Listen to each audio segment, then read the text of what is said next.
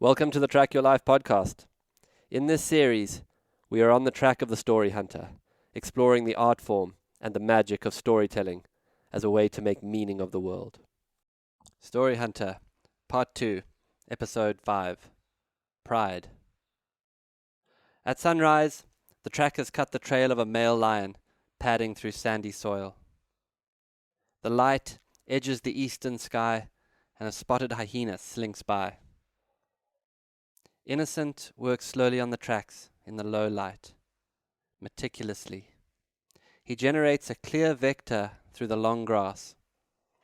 Otto, James, and I range over ground ahead of Innocent, seeking a pug mark on the line of vector that he is setting. This organic system occasionally seems to add speed to the tracking. My legs are quite stiff from the day before.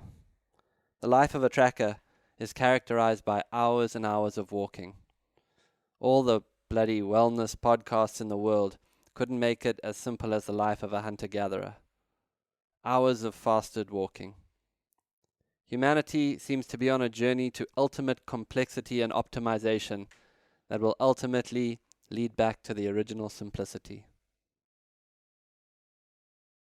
The simplicity, like this: sunrise, brotherhood, wild places, clear mission. I think that's what we're all actually looking for.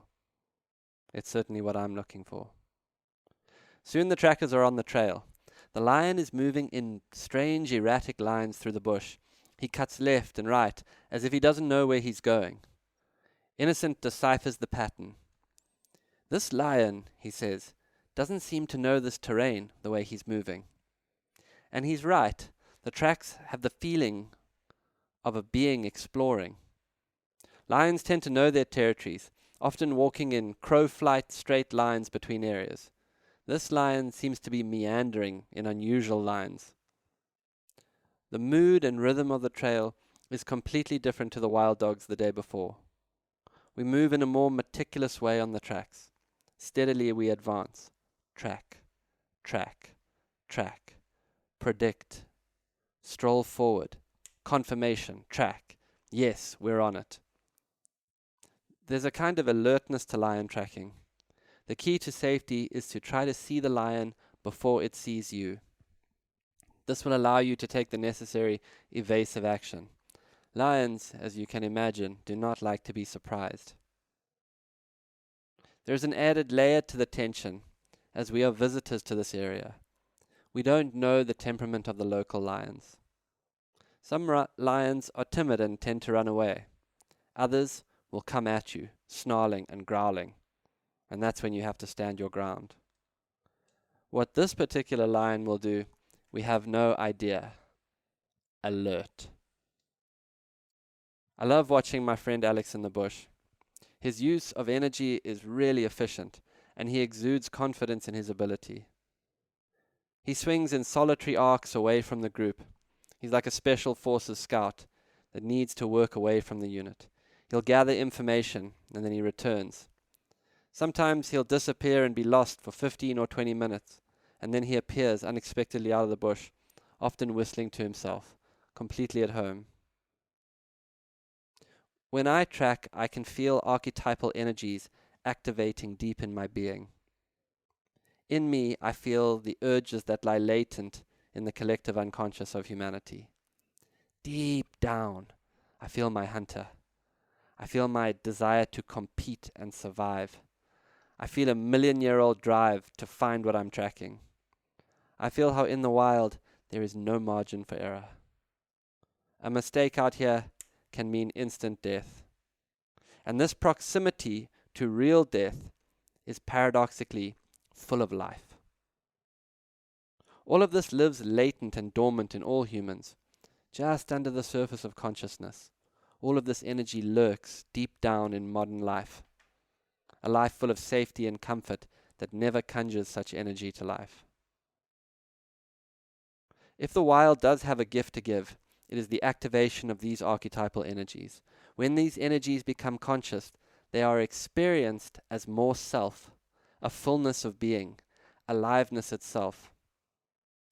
There is an infinity of fullness in the self of one human psyche. The challenge is not to add more to it, but rather to liberate what is already there from the unconscious to the conscious. And I personally find that tracking is liberating. The wild is liberating. The men I am with are liberating. There's more self out here in the wilderness. And maybe that's why all the mystics through all of time went to the wilderness, to drink from that well of self and liberate more of the unconscious energy to the conscious. After about 3 hours, we lose the lions into a huge grassy plain. Here we must predict a general direction. The track is immediately spread out, and we wander through high grass. For a long time we move forward on faith and our best guess. The hours pass by as slowly we eliminate options for where the cats may have moved. Then, suddenly out the corner of my eye, I catch the sight of a single track. It's blown out edges, but we're back on. It's kind of like a break in the case. We reset our confidence. Here we go. From here the lions lead us across a broad plain. The plain is filled with waterbuck and lechwe. Far off an elephant mud baths in the distance. We've been following now for about 4 hours, and immediately our water supply starts to run low. As I look around, the men start to get the look of a ragtag bunch, with sweat-soaked shirts and bandanas and a collection of tracking sticks and packs. Wild bandits they are. In the thick grass of the floodplain, again we lose the tracks. Tracking is never simple, and this is what makes it such a challenging and beautiful art form. The ground turns soggy underfoot, and then we must remove our shoes. Soon we are wading through clear swamps in long reeds. Fuck it, if we find a hippo in here, we have a problem, says James. James is one of those morale-boosting guys to have on an adventure, for as the situation gets more intense, he starts to enjoy himself more. He turns to me in waist-deep water, surrounded by wart lilies and the real possibility of a crocodile. I love this, he says with a smile. On the far side of the swamp, we scout an island full of cool shade trees, and not a track to be seen. The tracks are now truly lost. 5 hours of following, and now the trail cannot be found. Yesterday we were high-fiving the success of the dogs. Today, the trail is run dry. Tracking will make a tracker philosophical.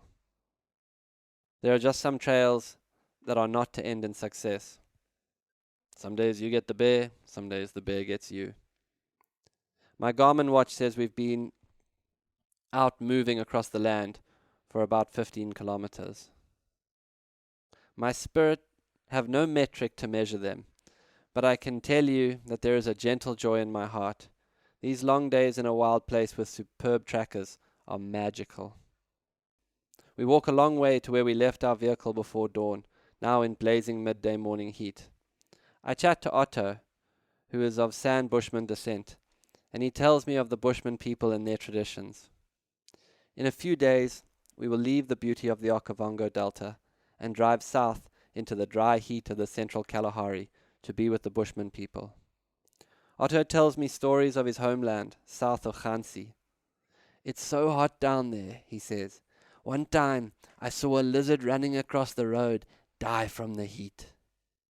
I feel like when we leave the Delta, the holiday will be over, and an adventure of immense endurance would have begun. I ask Otto about the famous trance dances of the Bushman people. The dance is handed down from family to family, he says. Some Bushmen transform into lions when they dance. I can feel there's a hint of mystery in his words.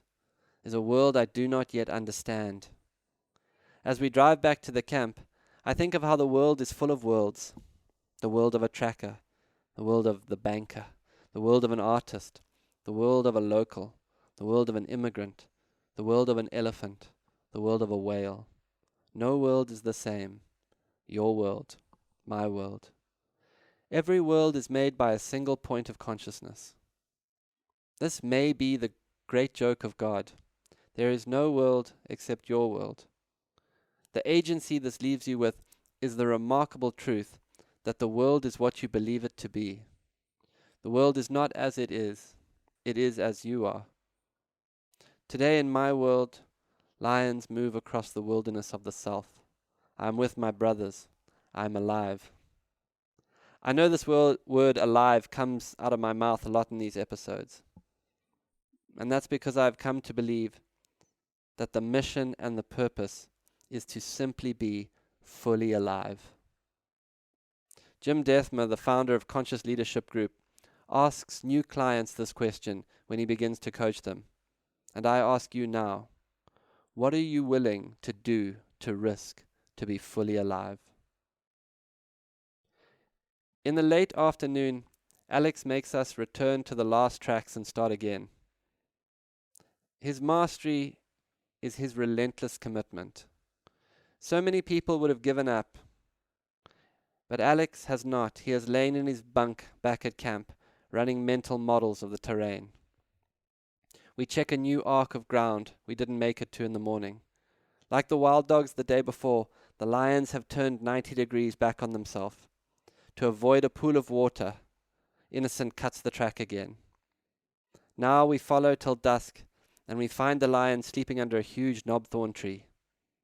I understand their fatigue, having walked their path through the wild all day long. Every step they have taken, I have taken. There is an intimacy to tracking. To walk in an animal's footsteps all day is to know that animal on a different level. I'm bone tired. I'm elated. I have not yet been to a trance dance, but maybe the transformation into a lion has begun. Thanks for listening to another episode of the Track Your Life podcast with Boyd. To begin your own story hunting journey, sign up to the online course on Boyd's website, or just find him on Instagram, X, or your favorite podcast player. Please rate and review this podcast so that more people can find and enjoy it.